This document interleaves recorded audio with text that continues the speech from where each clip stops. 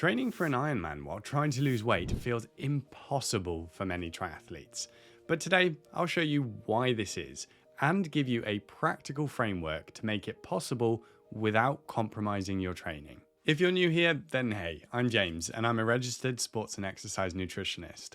I work with amateur and pro triathletes to help them train, race, and recover better, and do all of this in a healthy and sustainable way. Today, we're diving into something that frustrates many Ironman triathletes: weight loss during training. Many come to the sport thinking that all of the training will automatically lead to weight loss, but they frequently aren't able to do this at all, and occasionally, the exact opposite happens. The very thing that they think will help them lose weight, all that training, actually makes it harder. And I've seen this with the triathletes that I've worked with in a one-on-one capacity. I have some triathletes who have managed to successfully lose weight while still fueling their training. But in total candor, I've had some who weren't able to do it, and so instead we focused on fueling their Ironman training properly and got back to it after their race. The reason behind this lies in understanding what's actually happening in your body when you combine Ironman training with weight loss attempts. When you're training for an Ironman, you're already putting your body under enormous stress. We're talking about 10 to 15 hours of training per week minimum for most Ironman triathletes. Your body is constantly trying to adapt to those long runs that you're doing, 4-hour bike rides or longer, as well as swim and strength sessions. This is a heck of a lot of physiological stress on your body. And then you decide to add a calorie deficit on top of this because that's what's required for true weight loss, or more specifically fat loss, which is what the real goal is.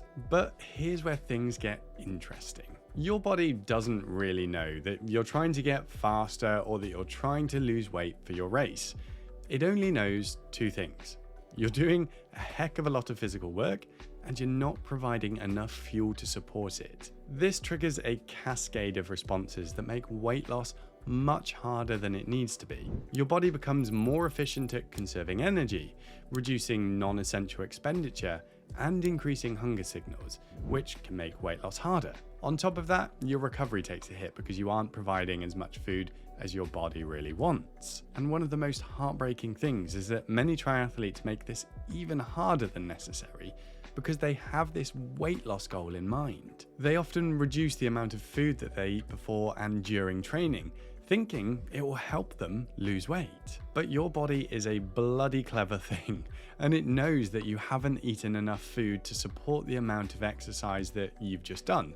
And that triggers what I call the monster hunger. You know, the sort of hungry when you want to devour everything and anything in sight, and you don't care if it's slightly gone off yogurt or your partner's favorite food. And unless this is well controlled, this leads to overeating, which is then counter to your weight loss goals. This is something that one of the triathletes inside the Hub, my nutrition membership for triathletes, noticed. They were going through my complete triathlon nutrition course and showed some fantastic insight into how their current approach was actually making it harder to lose weight, because they were absolutely right. So since then, they've been increasing how much they're eating before and after, and they found that the cravings are much better later in the day than they used to be. So how do we fix this? Let me share the framework I use with my triathletes. First, we need to shift your mindset. The goal isn't to lose weight as quickly as possible. It's to lose weight while maintaining your ability to train effectively. The first step is setting realistic weight loss targets during Ironman training. Normal weight loss advice would say that 0.5 to 1 kilo or 1 to 2 pounds per week is the goal. But for most Ironman triathletes, this isn't feasible. Instead, aiming for about 0.3 to 0.5 kilos per week is much more realistic and sustainable. Now, this might sound slow, but remember you're trying to train for one of the hardest endurance events while doing this.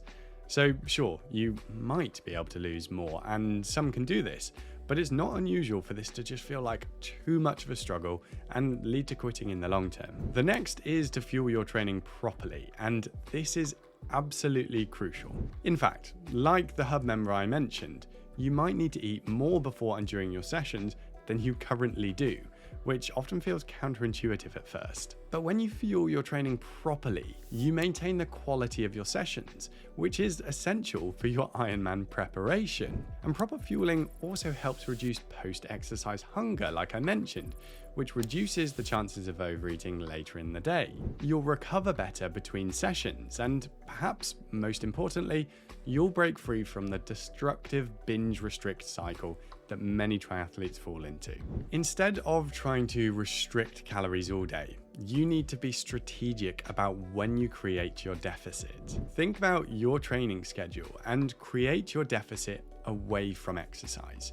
This means ensuring full fueling before, during, and after your training sessions, while being more mindful of portion sizes at other meals. On rest days, you might have slightly smaller portions since your energy demands are lower. However, you should still maintain a high protein intake throughout the day, aiming for 1.6 to 2.2 grams of protein per kilo of body weight. This helps preserve muscle mass while losing weight and keeps you feeling satisfied despite the calorie deficit. You should also make sure you're monitoring different metrics while losing weight, because it isn't just about the number on the scale. You need to take a more comprehensive approach to monitoring your progress.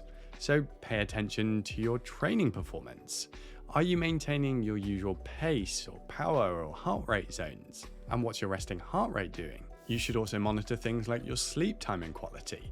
And this isn't necessarily through your watch, but just your self-perceived rating. Is your sleep going to Finally, check in with your energy levels and your mood. Are you constantly fatigued and drained? Or are you snappier and more prone to irritation than normal? If any of these metrics start trending in the wrong direction, then it's a clear sign you need to adjust your approach. Let me share some of the biggest mistakes that I see triathletes make when trying to lose weight during Ironman training, because understanding these can help you avoid some serious pitfalls. The first and probably the most damaging mistake is dramatic calorie restriction. I see this all the time. Triathletes thinking that creating a massive calorie deficit will speed up their weight loss. And yes, it might at the start, but this approach almost always backfires. Your body is already under significant stress from the training load, and when you drastically cut calories, you're essentially forcing it to function on empty. This often leads to bonking during training sessions, poor recovery, and ironically, binge eating later in the day because your body is desperately seeking energy. My usual advice is to aim for a calorie deficit of about 300 to 500 calories per day. This doesn't sound like much, and it isn't. Another crucial mistake is avoiding carbohydrates around training sessions. Many triathletes have bought into the idea that training in a carb-depleted state will maximize fat burning. And while it does, the increase of burning fat for fuel during exercise is not going to make a significant difference to you losing body fat.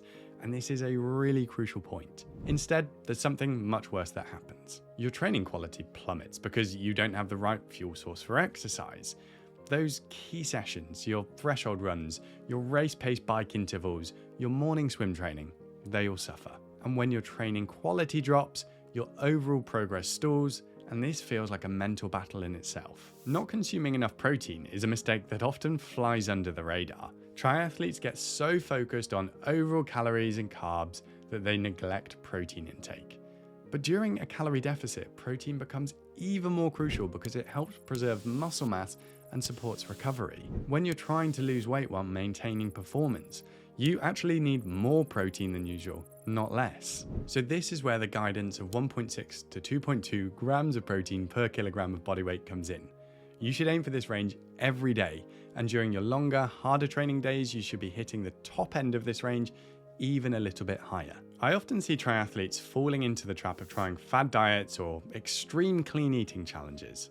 They might try keto, or eliminate all processed foods, or follow some influencer's rigid meal plan. While the motivation is understandable, these approaches are usually far too restrictive for an Ironman athlete. You need flexibility in your diet to fuel properly, and these rigid approaches often lead to nutrient deficiencies and can make it so much harder to consistently lose weight over the long term. Another common issue is not tracking food intake accurately. Many triathletes try to just eyeball portions while attempting to lose weight, but this usually leads to either under or overestimating their intake. During your Ironman training, you need to be more precise, not because you need to track forever, but because it helps you to understand your true energy needs and ensures you're creating an appropriate deficit. I usually recommend a period of a couple of weeks of tracking food so that you can get an understanding of where you're currently at and where you need to be. This might not be suitable for everyone, I realise, but most will benefit from this to ensure they're losing weight as optimally as possible. Finally, many triathletes try to make too many dietary changes at once. They'll simultaneously cut calories, eliminate certain foods, change their meal timing, and alter their training nutrition. This approach is totally overwhelming and it's usually unsustainable. It's much more effective to make one change at a time, let it become a habit, and then consider what else might need adjusting. So for example, focusing first on having a good meal before your long sessions, then moving on to how much you're consuming during your training, and then focusing on your recovery nutrition. Understanding these common mistakes isn't about being perfect. It's about being aware of potential pitfalls so that you can approach weight loss during your Ironman training much more strategically. Remember, the goal isn't just to lose weight, it's to lose weight safely while maintaining your ability to train effectively and improve your performance. Next, we'll talk about how to know when to adjust your approach. But before we do that, this is just a quick invitation to check out The Hub, my nutrition membership for triathletes. The Hub is a community of triathletes who are taking control of nutrition together. We're a wonderful bunch who enjoy triathlon and want to learn to use nutrition more effectively. You get weekly coaching calls with me, access to the TriFuel Academy with over 4 hours of nutrition lessons, a safe and supportive community space that isn't just Facebook, race nutrition support, and more. Whether it's weight loss, smashing your next race, or maybe both, the Hub could be perfect for you. You can check out the link in the comments and description of this video and see whether it's right. If it is, I'd love for you to come and join us. Knowing when to adjust your approach is just as important as the actual process of losing weight. Your body will give you clear signals when your calorie deficit is too aggressive, and learning to recognize these signs early can prevent bigger problems down the line. All those ones I mentioned in the monitoring metrics section are invaluable here. We all have a bad session here or there, and we're all a bit cranky now and then, and sometimes we just sleep badly and there isn't a great reason for it. But when you consistently have poor sessions, consistently sleep badly and feel tired and moody, something isn't right, and this should prompt you to review your nutrition and your training. The key is to view these signs not as failures, but as valuable feedback from your body. Often the solution is as simple as increasing your calories slightly, particularly around training sessions, or redistributing your intake differently throughout the day. It's always better to make small adjustments early rather than waiting until these signs become serious problems. The path to weight loss during Ironman training isn't always easy, and I'm not going to kid you on it, but it is possible when you follow the right strategies. Remember to check out the Hub if you're interested, and if you'd like to learn how to fuel well before your training sessions, then you can watch this video here.